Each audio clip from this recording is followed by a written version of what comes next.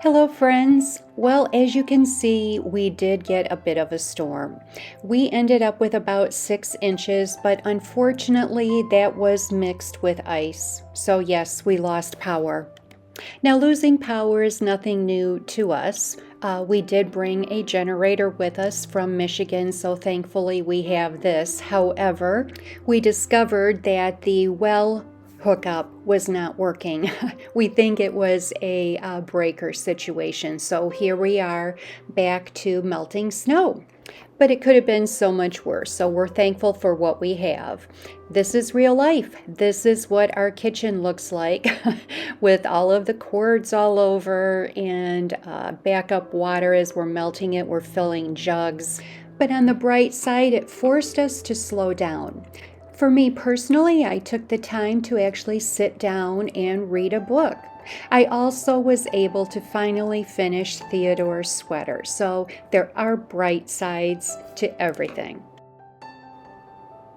So that afternoon, we decided to get out and take a little drive, and I am so glad we did. Oh my goodness, it was so beautiful. It was like a winter wonderland. The trees were just covered with this crystallized ice, and the sky was so blue. It truly makes you appreciate the works of Mother Nature.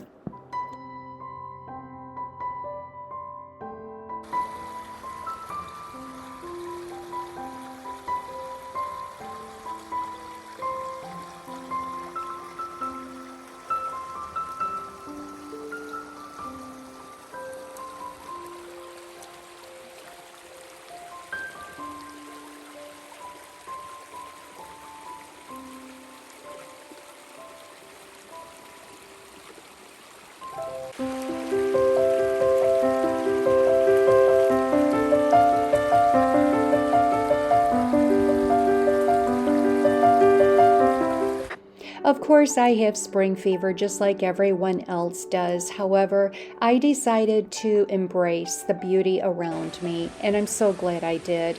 A couple different days, I just took a quiet walk out in the woods behind our house and discovered another little stream I was not aware of, and just sat in the quiet woods, and I can tell you it was something I needed.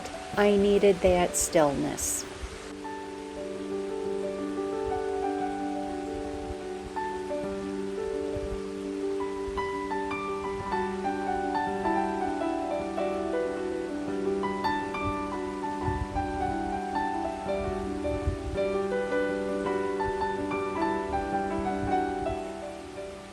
I also discovered on my walk some more of the old barbed wire fencing. And as you can see here, it's almost grown into the tree. I would love to know how old it is. I assume it was there to keep animals in. After all, this was originally a 100-acre farm.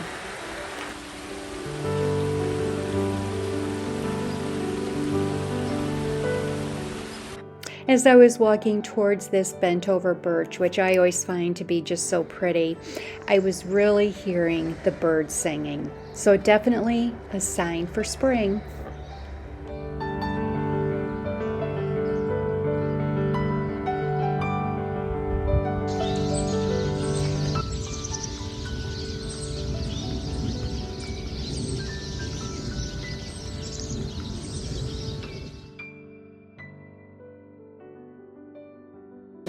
With it being Easter, I thought it was a good time to introduce you to Opie.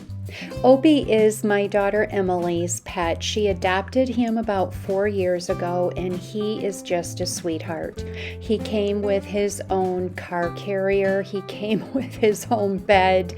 He is quite the rabbit with quite the personality. Now, my girls have grown up with a lot of animals. Sometimes we were referred to as the funny farm, but we always had rabbits and chickens and goats and ducks, of course, cats and dogs. And I don't know, I think all of my girls are just animal lovers, and Opie was a great little pet for Emily to have while she was finishing up her college years. And of course, he's living here with us now, and he's a keeper. He's just a sweetheart. So now you've met all of our animals. Of course, we have Jack, We have Sadie and Opie. I would love to someday get chickens again. We had chickens for 20 years and I do miss them. So I don't know, maybe someday, we'll see.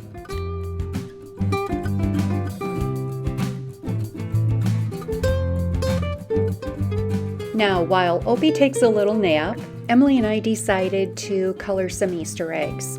Only this year I came up with the idea of trying to color the eggs the way maybe they did it in colonial times. After all, we do live in an old colonial home, so I thought it would be something fun and different to do. So we decided to try it with boiled red cabbage to dye the water and also turmeric. So here are our results.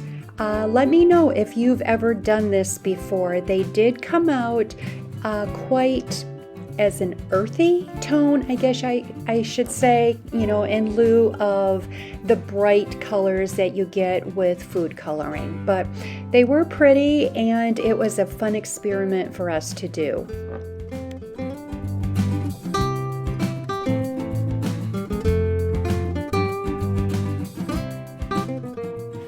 I know I've mentioned to you in the past that we are in the process of redoing 2 closets in this old house of ours, and we were looking for maybe a dresser or some shelving to add to one of the closets, and we were hoping to find a piece of antique furniture to do that with. So I thought you could join us and take a look around this fun antique store. Enjoy!